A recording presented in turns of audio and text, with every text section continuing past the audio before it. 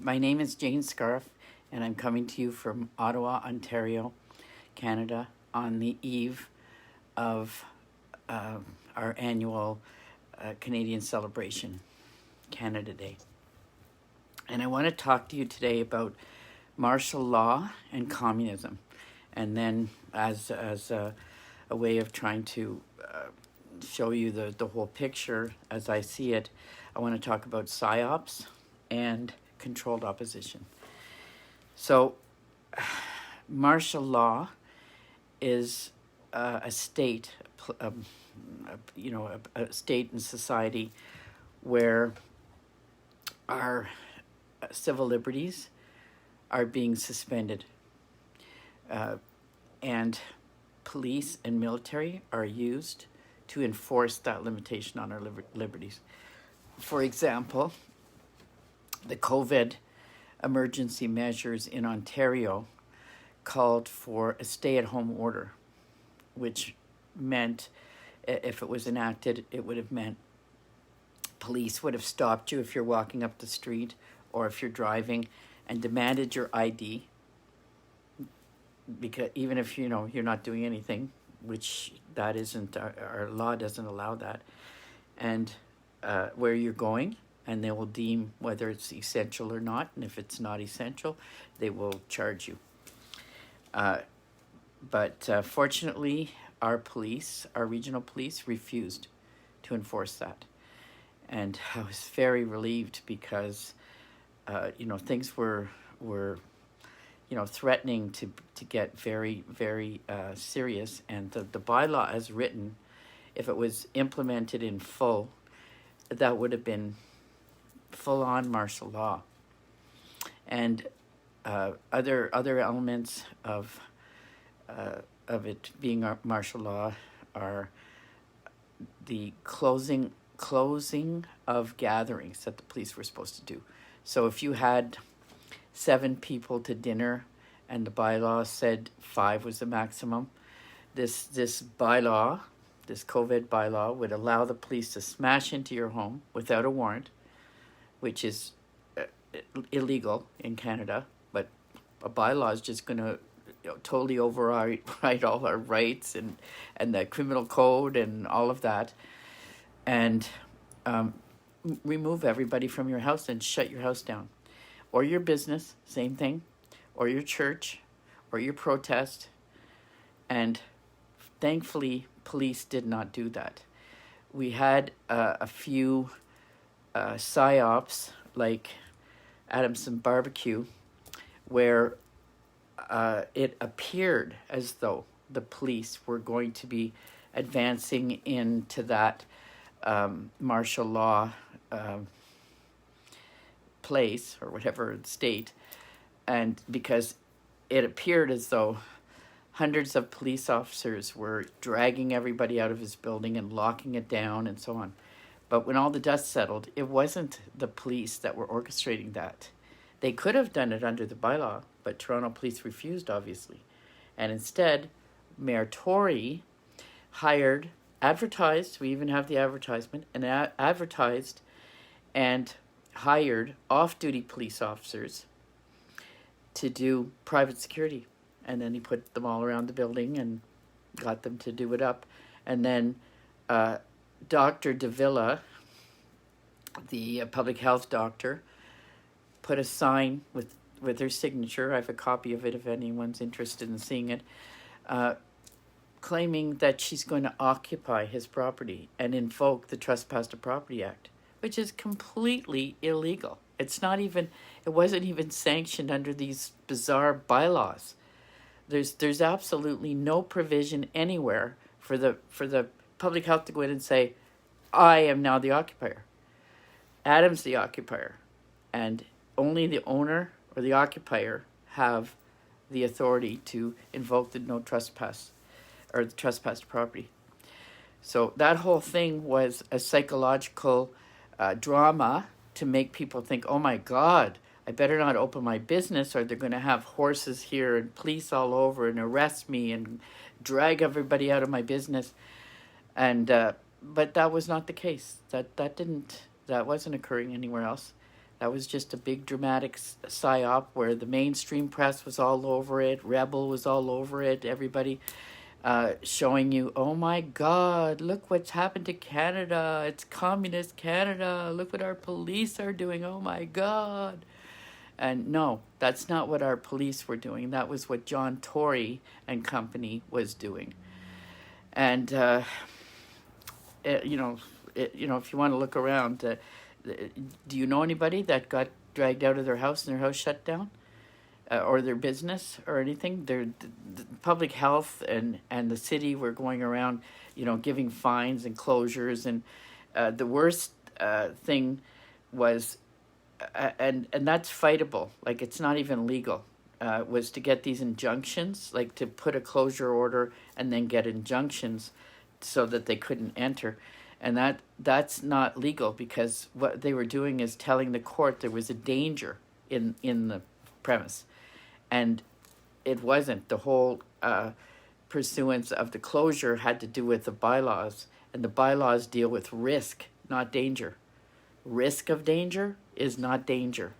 So these court orders weren't even legal either, and they weren't the norm either. In most cases, police just went to assist the issuance or actually issue tickets and stuff like that. That's doable, because it's not restricting your activity, and you can fight it in court, and there's lots of grounds to challenge these bylaws and these restrictions on our liberties and so on. So the other part of the methodology, I should say too, I don't want anybody to think that I'm saying that there's no serious issues going on. It's very serious what's going on.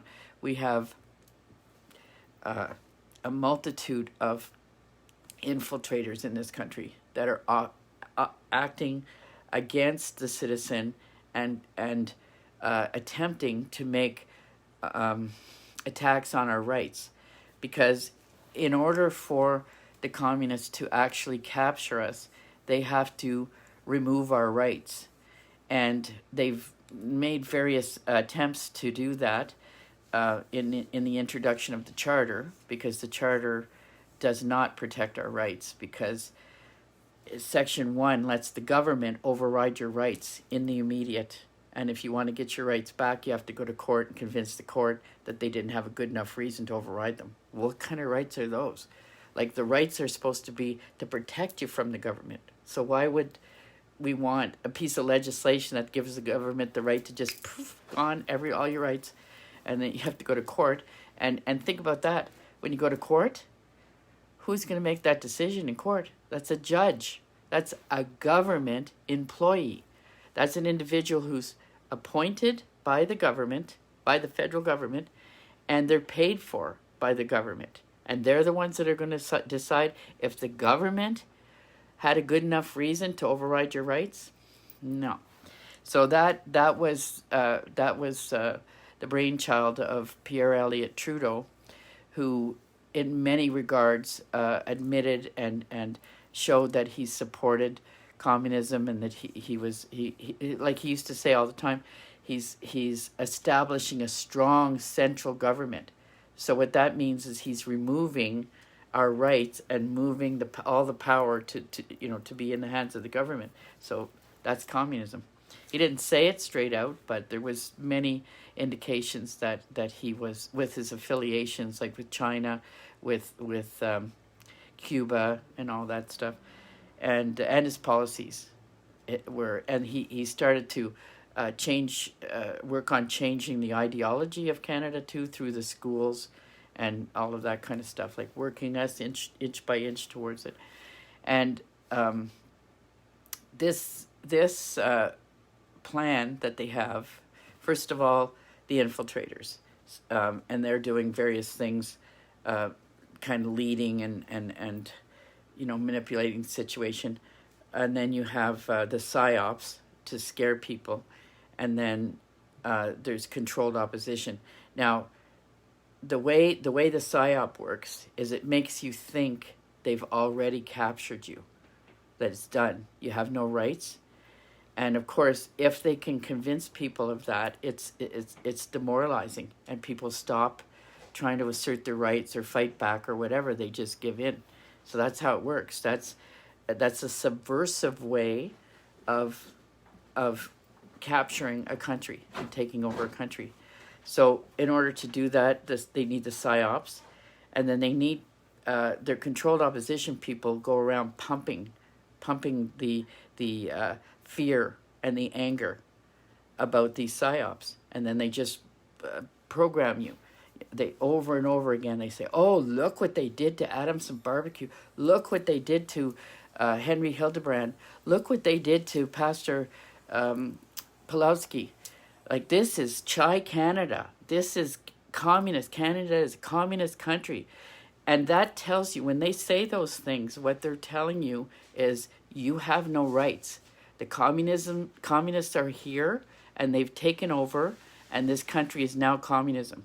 That's demoralizing. That's a horrible, horrible thing to be telling people.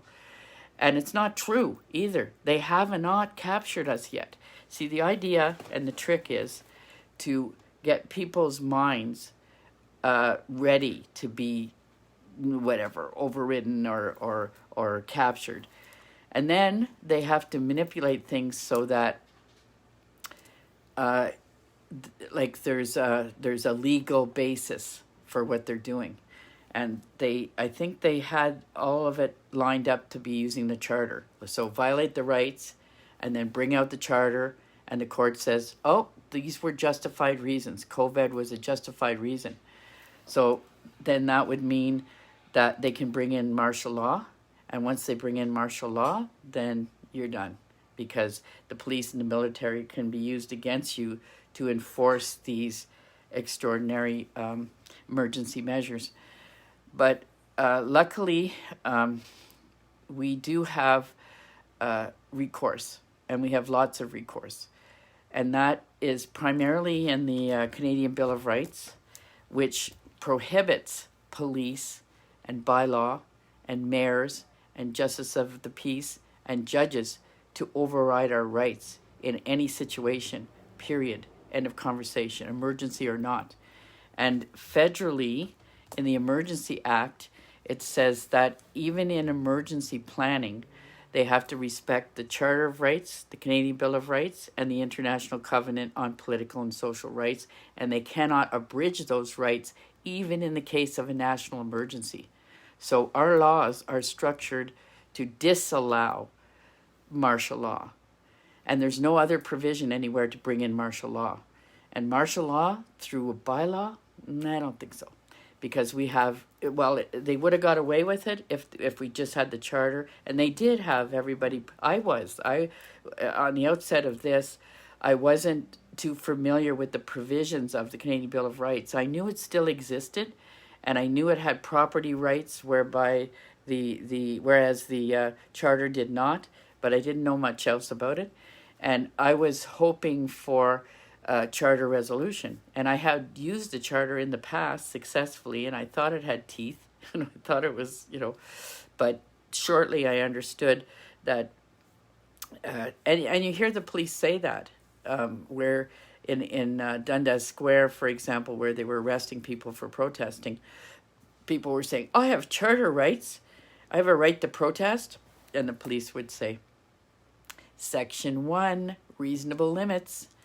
And Chris Sky at the border, Mr. Just Say No, they asked for his ID. No problem. He gives it. And he doesn't have to. That's a bylaw. Whatever. And then they ask for his address where he's going home. And he tells them right away with no resistance. But he says his buddy in the car has been told that he can't go into Ontario. He was from BC or something, and he was passing from Manitoba into Ontario, and they said he couldn't do it because he didn't have an essential undertaking. So Chris says, well, he has charter rights, Section 15, mobility, and the officer answers back, Section 1, reasonable limits. And Chris wants to know, well, do you have a ride home, buddy? He didn't even like give up any fuss about that, and he didn't make any issue about the fact that how can we have borders with bylaws? Come on now, and bylaws cannot assign police power. The police power comes through the criminal code, and it's administration, like the more the detail and the application of these powers is in, well, for regional police it's in the Police Services Act. Bylaws are not sufficient to escalate police powers. But of course, if we didn't have our Canadian Bill of Rights, the police would have to adhere to the bylaws until the court says otherwise. But luckily, the police have been refusing, so I'm assuming they're resting on the Canadian Bill of Rights. They're refusing because they're required to protect our rights. So, like, for sure not themselves overriding our rights. So I want to just get people to be very careful with what you're seeing. When you see a dramatic scene going on, look into it more deeply and analyze as to whether this is the trend now. Are the police doing this to everybody all over, or is it just to this one in this one situation? And Dundas Square, when they started arresting, I suspect that it was the same thing there, off-duty police officers, because everyone around said that they had a different demeanor, different attitude, and that wasn't the way they had acted for months and months. Just all of a sudden, for a few weeks, they started, going off the deep end. And again, when you see it initially, you think, "Oh God, are they advancing into that martial law state?" And then when the dust settles, no, that didn't happen anywhere else. I'm from Ottawa. We had protests, no police, and we didn't sink in. I think who's ever orchestrating this, the communist globalists, expected us to be in full martial law by now, but we're not in martial law at all. And even the borders, when people go through, Dan Dix went through and he said, "I don't feel comfortable giving you my ID." And they said, "Well, where are you going?" He said, "Well, I'm going home." "Well, where do you live?" "I don't feel comfortable telling you where I live." So the cop says, "Okay, I'm going to talk to the supervisor." So the supervisor comes out and he says, "Well, you told us you're going home. That's good enough. Have a nice day." And off he went. And there was another fellow out in Maritimes last week going from province to province to province, refusing, and oftentimes just driving through, waving at them, "Hi," and just keep, because those bylaws are not sufficient to interfere with your mobility like that. And not because of the charter, but because we have natural rights to move around where we want to move around. And those rights are protected also in the Canadian Bill of Rights without conditions. The only time they can override your rights is with a federal act of parliament that expressly states that they're going to violate your rights. So we all participate in that, and that's a long, involved discussion where there's 3 sets of votes and committees and amendments and public consultation, all that, before they can override your rights. So that's not happening anytime soon. That's usually minimum 3 years. Typically 5 years, and it can even go longer if there's extraordinary issues that are preventing it from concluding. So my bottom line is the bylaws, as stated, if followed, would put us in martial law. But those bylaws are not legal, and the police are treating them as illegal and refusing. So for now, we're not in martial law. And I would also advise people right away, look up your Canadian Bill of Rights and figure out how to assert them. And it's different for different situations, and sometimes it's a little bit awkward to try and figure out how to do it because it only applies to federal matters. But remember, police are federally regulated, so police are a federal matter. So anything involving the police to do with COVID and whatever, you got them, if they're overriding rights. Also, peace officers are all regulated in the criminal code as, police and all other peace officers, which would include municipal bylaw officers are in there, and justice of the peace. And judges are not in the criminal code, but they have a federal act that governs them. So that is also a federal matter. So we have a lot of protection. And the Canadian Bill of Rights says it's an act in recognition, which means the government is not giving you those rights. They're recognizing you have those rights. And those rights are natural. And the verbiage in the Bill of Rights also states human rights and freedoms, whereas the Charter just says rights and freedoms, because the Charter verbiage is they are giving you these rights and they're conditional. So in other words, for now, you can have this, but if we decide we're going to take it, we're going to take it. And then you'll have to get a judge to convince a judge to give you back your rights. Like, it's just complete garbage. Like, why anybody ever even, uses it, I have no idea. Because what you're doing, like, say if you're closing your business and you're going through all these injunctions and whatever, you're trying to use the Charter, as soon as you invoke it, you are agreeing that there are reasonable grounds to override our rights. And then you're giving the judge the power to decide whether your case was a justified override of your rights. Why would we do that? That's disempowering. Whereas the Bill of Rights, when you come on them with the Bill of Rights, you just say, hey, you're making a claim that I had 6 people in my house and you gave me a ticket? No, you don't have a claim, because look at this Bill of Rights. On the other hand, it would absolutely prohibit you from making that kind of judgment. So anyways, I'm going to sign off now, and if anybody has any questions, my email is mjslegalservices@yahoo.com. And we got this. We're legally, we have the upper hand, but we just have to know what our rights are and how to assert them, and we're good. And the Bill of Rights, when it was promoted in 1960, they said that they were bringing them into effect to prevent communism from coming into this country. So let's look at it and use it before we lose our rights to these psyops and whatever. Okay, bye-bye.